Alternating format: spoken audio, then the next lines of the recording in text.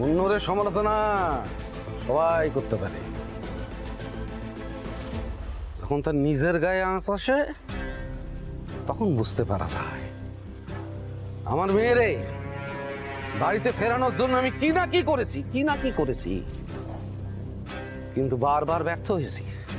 এই সোম আমার মেয়ের মাথাটা এমন করে চিবিয়ে খেয়েছে, আমি ফেরায় আনতে পারিনি। অথচ এই সোম আর তার পরিবারের জন্য আমি কি না কি করেছি। আমি রুখে দাঁড়িয়েছি যাতে এই গায়ে ওরা থাকতে পারে।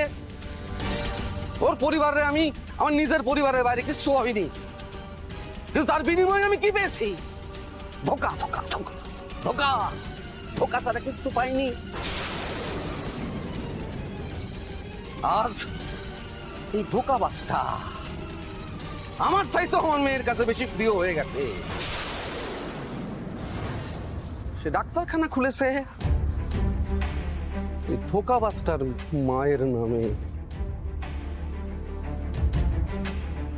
কেন নিজের বাপ মায়ের নামে নয়? কেন জিজ্ঞাসা করেন, ওরে জিজ্ঞাসা করেন।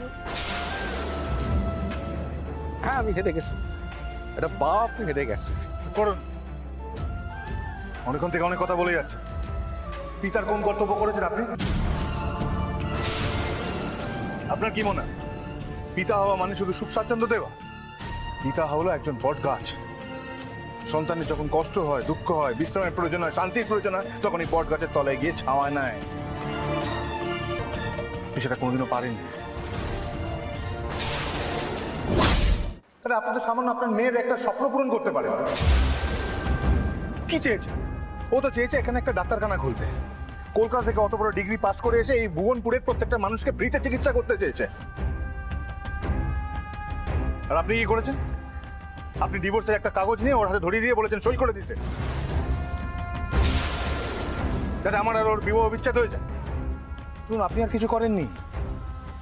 আপনি আপনার আর আমার যুদ্ধের মাঝখানে আপনার মেয়েকে ঘুঁটি হিসেবে সাজিয়েছেন। বুঝতে পেরেছেন?